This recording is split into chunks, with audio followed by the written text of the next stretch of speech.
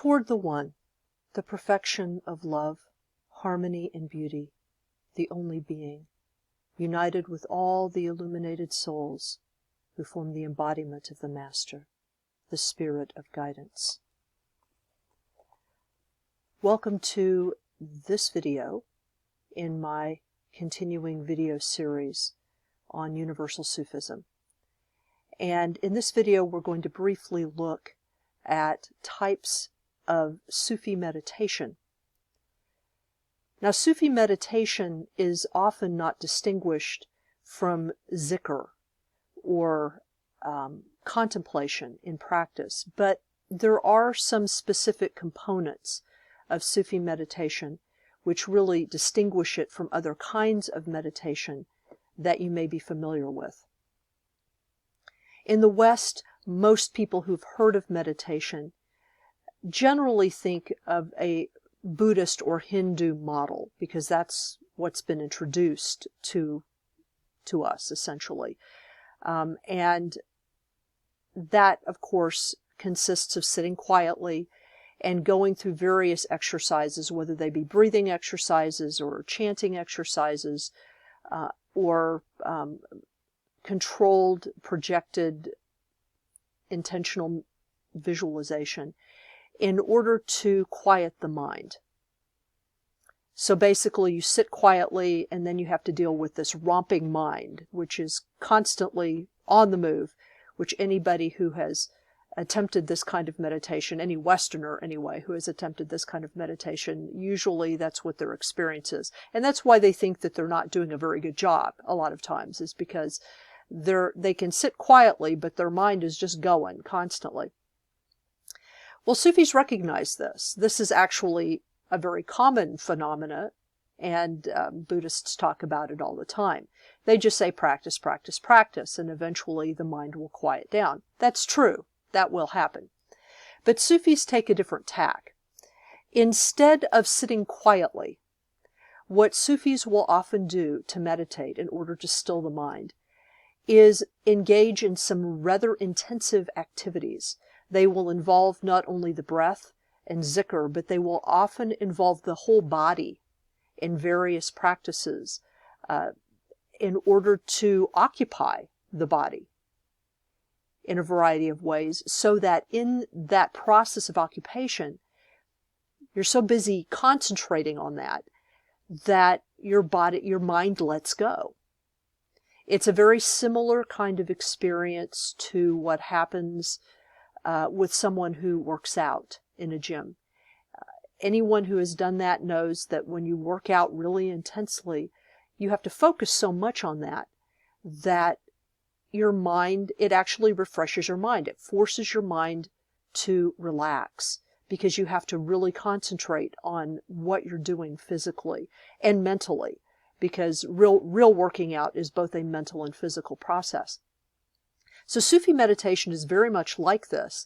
There are lots of intensive breathing exercises that are combined with zikr and combined with different physical activities that are intended to completely absorb the individual physically. And this will result in a stilling of the mind. And then, in those moments of stillness, the mind can be directed. Because what's important for Sufis is directing the mind, directing the thought, not canceling it out. And this has to do fundamentally with a different way in which Sufis understand the role and purpose of the ego from a psychological perspective. In Buddhist or Hindu thought, the ego is recognized as a construction, that once you achieve a certain level of enlightenment, whether it's samadhi or nirvana, whatever it is that you're attempting to achieve, the ego will just simply go away, and you will merge into a selfless oneness with the divine. The word for this in Buddhism is tathagata, which means thusness. You know, there's the formless, non-self pattern of existence or plane of existence. Sufis understand this very differently. They recognize that the ego is a construction. They have no issue with that. But since they have more of a sense of an active sense of the divine, that the divine is a very creative process and that love is part of that, they don't necessarily believe that that union with the divine automatically means your in various components of your individuality or personality are erased, because it's maintained that the divine loves all of its parts and wants to get to know them. And so when you join with the divine, it's understood as like a marriage. It's that kind of a union. And so the ego is not to be transcended and discarded. It's to be transformed into something that can do this. But in order to accomplish that, it has to be trained. The mind has to be trained, and this training is what trains the ego. This is actually a fundamentally different concept that is much more in tune with some of the ideas of the ego that you'll find, say, in the Seth material, where the ego is understood to be a construction, but it's a construction with a purpose. It's not just this crazy ant who just drives you nuts,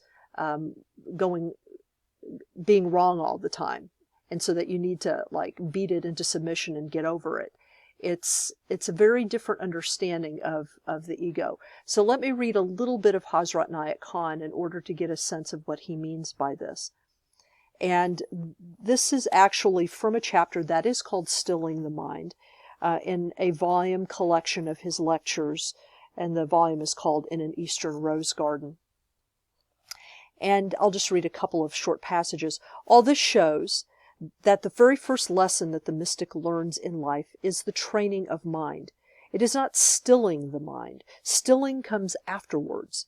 The first thing is to train, to check the activities, and that is of the mind. Sometimes this is illustrated in the words imagination and thought. Sometimes we use the word thought when we should use the word imagination. Sometimes imagination when we should use thought. Both are different activities of mind. In the first case, the imagination, the activity of mind, is uncontrolled without our intention, and is not directed towards a certain purpose. And here he's just talking about like when you daydream and it's just sort of floating around, those crazy thoughts that come into your mind.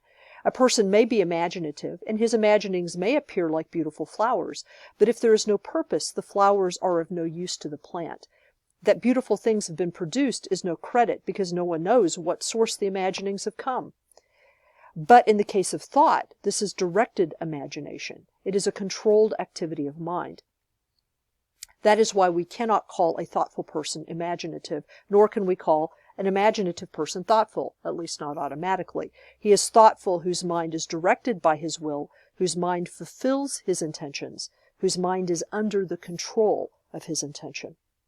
So mastery lies not merely in stilling the mind, but in directing it toward whatever point we desire, in allowing it to be active as far as we wish, and using it to fulfill our purpose in causing it to be still when we want to still it. He who has come to this has created his heaven within himself. He has no need to wait for a heaven in the hereafter, for he has produced it within his own mind now.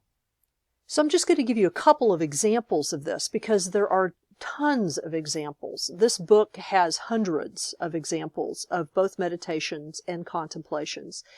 And in fact, it's this different way of understanding Sufi meditation that led to practices like the Sema, which is the whirling meditation that certain Mevlani Sufis do, or the Dances of Universal Peace, which is what the Sufi Ruhaniyat is best known for, as I mentioned in the first video. And these are practices that combine breathing and zikr and then extensive bodily movement.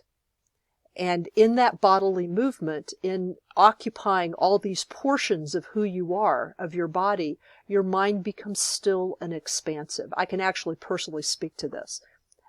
because I'm a person who has trouble sitting and meditating, although I actually have gotten to the point where I can do that too. But this is completely different from that. So I mentioned in a previous video what are called the Latif practices. And the Latif practices, you can find some reference to them in Wikipedia, but you won't find the actual teachings of these practices. And these are very specific practices that involve wazifas of various types, names of God and passages from the Quran, or other types of passages. And you say these mantras while moving in certain ways. You can move back and forth, you can move the head back and forth or up and down, and at the same time you are visualizing certain things. So you're visualizing certain colors or certain forms in different parts of your body. In some cases you actually visualize various of the letters of the Quran, whether they be in Arabic, which is most common, or Farsi, which is not as common, but you do see that from time to time. And this particular type of movement and activity actually produces a kind of stillness in the mind eventually. And this particular book provides a couple of, well, like I said, many examples, but it also provides some examples of the kinds of proofs that you will need that your mind is being stilled and that your thoughts are being controlled. And there are some internal and external signs that you're being successful. And one of these is the appearance of colored lights. And there's a whole chart actually in this particular book which will tell you what the traditional meanings of certain types of appearances of colors and lights will be. And my favorite one of these meditation practices is what's called the meditation of the blacksmith. And it's performed by reciting La ilaha illallah. And one begins by sitting on one's knees with your legs folded beneath. Then you face to the left while beginning to pronounce La ilaha while drawing out the La.